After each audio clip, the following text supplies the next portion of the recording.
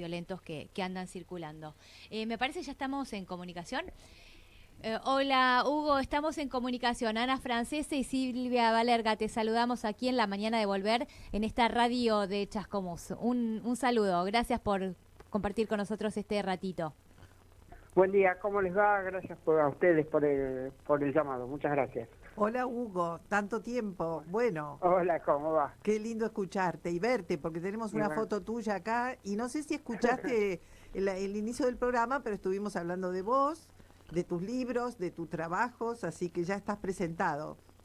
Bueno, muchas gracias. Infeliz, estaba en una tarea mucho más desagradable que era leer los diarios de hoy, así que terrible. No pude escuchar. Sí, bueno, al sistema digestivo. Hemos compartido con Silvia esa tarea enorme que te das de poder hacer un análisis muy exhaustivo de las publicaciones que se publican en los medios de comunicación, y tenés una mirada muy afinada, de una lectura muy crítica de esos contenidos. Hugo, nuestro llamado, y el disparador del llamado es esto que está ocurriendo actualmente, ¿no? Lo mencionábamos recién, un poco la censura que está aplicando el gobierno nacional, la restricción al ingreso de periodistas a la Casa Rosada. Nos interesaba tener un análisis tuyo al respecto y después, bueno, obviamente hablar de otras cositas si vos lo permitís. Cómo no, muchas gracias. Bueno, yo creo que esta medida de prohibir el ingreso de periodistas a la Casa de Gobierno es una parte más de una política integral del régimen de Milei contra la comunicación y la pluralidad, que son elementos que no conviven con su modelo de país. Necesita un sistema de comunicación acotado, en el que no haya pluralismo, que no trasciendan, no se conozcan los hechos principales del acontecer de cada día, y que ellos puedan manejar esa agenda a través de los instrumentos que más conocen, que son los instrumentos digitales. Y esto es llamativo porque, a mi modo de ver, de los medios de aquí de Buenos Aires, los que, según todos los datos disponibles, son los más poderosos, que son Clarín, La Nación e Infobae, no podemos decir que le hayan hecho oposición a Milei. Han acompañado y siguen acompañando las líneas centrales del modelo mileísta, sobre todo en el plano económico. Quiero decir, están a favor de la reforma laboral, están a favor de la destrucción del Estado, están a favor del ingreso de capitales extranjeros sin control estatal y sin cobrar impuestos. Es decir, en el eje, en la estructura principal del modelo ultraliberal que impulsa Milei, estos medios están de acuerdo. Lo que le sienta mal es el accionar político de Milei, su lenguaje, su mala educación, su soberbia, y por supuesto ahora están muy incómodos con las abundantes denuncias de corrupción que hay en funcionarios del gobierno, incluida la pareja presidencial. Así que es una situación compleja en la que el cierre de la Casa Rosada de los periodistas es un eslabón más que podemos enganchar con otras decisiones. La más importante, podríamos decir, o más dura para la actividad periodística, es la derogación del Estatuto del Periodista Profesional, que va a regir a partir del 1 de enero de 2027, una medida que está contenida en la reforma de los derechos laborales. Así que ahí hay una afectación muy directa, porque si bien es una norma antigua que bien uno podría decir hay que rediscutirla y modernizarla porque data de 1946, era un instrumento de protección de la labor periodística, porque fijaba buenos parámetros para la preservación de fuentes, los derechos indemnizatorios, la estabilidad en el trabajo y todo lo demás.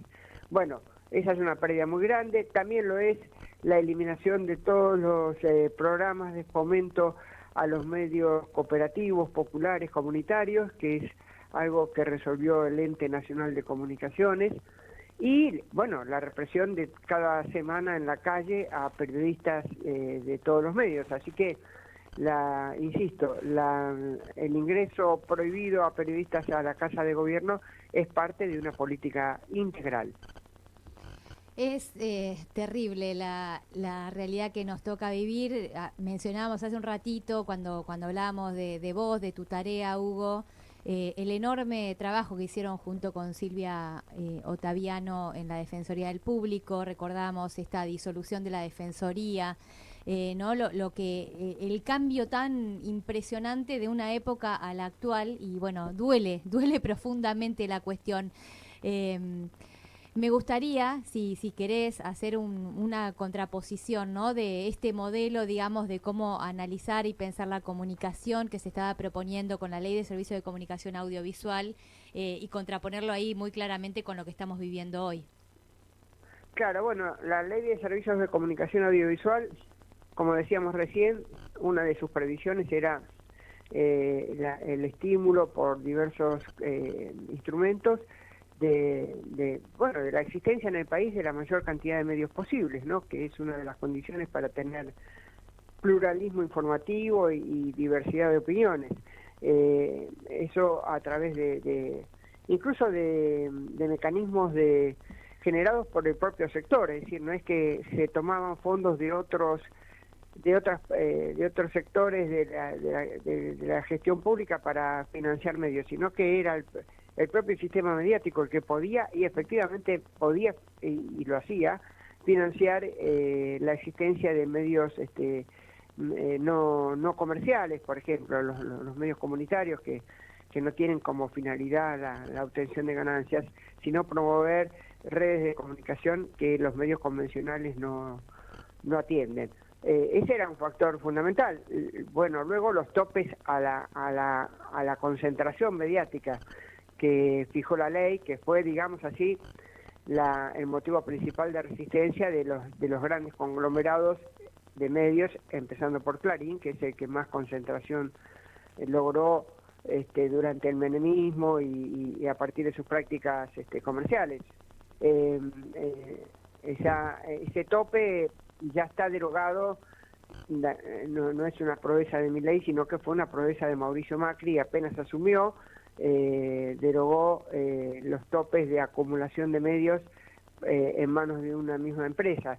Ahí creo que están los dos ejes principales de la Ley de Servicios de Comunicación Audiovisual, que no fue una ley perfecta, que debió incluir y no incluyó la comunicación a través de Internet, que es una zona todavía, en términos de legislación de medios, no contemplada en la Argentina, está librada a su suerte, digamos así. Y luego, bueno, la institución de varios organismos, entre ellos lo que tú mencionabas, la Defensoría del Público, que primero encabezó Ottaviano y luego tuvo también como defensora a la periodista Miriam Lewin, que trataba de apoyar a los medios en el cumplimiento de los derechos que están establecidos en la ley. Así que bueno, todo eso fue arrasado. Es un trabajo que no empezó Milei, la verdad que lo puso en marcha Mauricio Macri. Tuvo un interregno a medias durante la gestión de Alberto Fernández, en medio de un montón de dificultades, porque sobrevino la pandemia, la Defensoría empezó a tener dificultades para financiarse, porque naturalmente la actividad decayó a raíz de esa crisis sanitaria que fue mundial, y luego ya sabemos lo que vino, ¿no? Este ataque ya frontal y directo por parte del régimen de Milei. Así que el contraste es más que evidente. Hay en Europa, por ejemplo, en lo que consideramos esas democracias más o menos activas en la defensa de los derechos del público, están en marcha muchas iniciativas, por ejemplo, para hacer frente a la cuestión de las plataformas digitales, de las grandes corporaciones del mundo tecnológico que están cada vez más influyentes en el plano de la comunicación. Hay una serie de normas adoptadas en la Unión Europea, otras adoptadas individualmente por los países de de ese continente, y aquí no avanzamos en ningún sentido, ¿no? Entonces, es más, tenemos la muy preocupante presencia de un capo de las tecnológicas como Peter Thiel, que es un personaje siniestro porque él patrocina el desarrollo de un capitalismo sin democracia. Él dice que eso es posible, que la libertad que prevé el capitalismo, dice él, no necesita del sistema democrático. Entonces está a favor de su eliminación. Y este sujeto, que es un multimillonario, estuvo en la Casa Rosada con el presidente Javier Milei justamente el día en que el gobierno de Milei prohibió la entrada a los periodistas. Así que es una conexión que también hay que tener en cuenta. Más claro el mensaje no se puede, ¿no? O sea, como ya es muy explícita la cuestión, justamente cuando vos estabas hablando del tema de las plataformas, ese agujero legal que tiene la Argentina, pero que a su vez es un problema global, ¿no? No solo de la Argentina. Pensaba esto, ¿no? El mundo distópico, que lo hemos dicho tantas veces aquí en el programa, esta sensación de distopía que transitamos en este contexto. Así que, bueno, personas como vos, Hugo, son fundamentales para tratar de abrir un poquito los ojos, porque son temas complejos, porque son temas difíciles, porque, digo, a veces el que no está llegando a fin de mes tampoco tiene el tiempo para hacer los análisis. Así que agradecemos mucho estos aportes que vos haces. Hugo, una reflexión. A ver, ¿qué medidas habría que tomar un próximo gobierno respecto a estas redes y a estos nuevos sistemas de comunicación? Bueno, lo primero, aclaro que no es mi especialidad, pero leo a personas que me merecen respeto y que incluso les recomiendo para conversar. Por ejemplo, el computador científico Alfredo Moreno, que estuvo en sus tiempos en ARSAT, un ingeniero en computación, que su enfoque es que el primer problema que está teniendo la Argentina hoy es el de financiamiento de la ciencia y la tecnología. Si un país no desarrolla su ciencia y su tecnología, va a quedar a merced de los grandes poderes internacionales. Aún si el país tuviera ese financiamiento y su desarrollo soberano de ciencia y tecnología, de todos modos sería dificultoso enfrentar a las grandes multinacionales de Silicon Valley, y que, digamos, vamos a decirlo así porque más o menos es fácil identificar de qué estamos hablando. Pero el primer paso es ese, tener inversión para tener potencia, para tener inteligencia, para, en lo posible, ir desarrollando un sistema autónomo. Por ejemplo, en ARSAT, donde estaba este ingeniero que les nombro, Alfredo Moreno, se desarrolló una base computacional, una base de datos, donde están todos los datos de los argentinos y las argentinas. Ustedes dos, el mío, el de todos los que están escuchando, están allí. Eso necesita conocimiento tecnológico, desarrollo tecnológico, inversión, y un gobierno que abandona todo eso, obviamente va a estar más temprano que tarde perdiendo el control sobre ese capital de datos y cediéndolo a poderes extranjeros. Por ejemplo, a este muchacho que vino a la Rosada días pasados, Peter Thiel. Me parece que el primer paso es ese, pero esto sustentado en una noción y en un concepto y en un espíritu de soberanía nacional que obviamente el régimen de Milei no profesa, así que pero yo diría que la primera medida es esa: desarrollar conocimiento, mantener la investigación a través del financiamiento que se necesita de la ciencia y la tecnología, para que el poder sobre esa tecnología y esa administración de datos pueda quedar en manos de la Argentina. Hugo, aprovechamos esta conversación, ya tenemos que ir cerrando, sabemos que vos también tenés tus ocupaciones. ¿Qué es lo que podés sintetizar de los medios de hoy, este análisis que te hace doler la panza? Te aprovechamos. Bueno, hoy, por un lado, Clarín sigue con su cruzada respecto de la AFA y la Asociación del Fútbol Argentino, y Tapia, su presidente. Es una estrategia que viene desarrollando desde septiembre, con títulos casi diarios sobre este tema, y bueno, eso es soslayando otros. Lo que destacaría, por ejemplo, es que en cambio La Nación privilegia una de las noticias económicas de estos días más significativas, que es que en marzo volvió a caer el consumo, que es un dato estructural de la economía que concierne a toda la población. En ese sentido, La Nación tiene una pizca de decencia periodística superior a la de Clarín, ¿no? Porque los ayer han sido muy atacados, ¿será por eso? No sé, me parece que hay una diferencia en la conformación del concepto periodístico entre ambos diarios, que si bien a veces coordinan acciones y titulan igual y demás, a veces también se diferencian, y este sería un caso. Pero insisto, esto no significa que quieran un esquema político y sobre todo económico muy diferente al que impulsa Milei, porque la editorial de La Nación, la editorial oficial, ¿vieron esa editorial que va debajo de la ficha del diario donde dice director de fulanito de tal y qué sé yo? O sea, el espacio en el que el diario se pronuncia como diario, la editorial de hoy propone el arancelamiento universitario.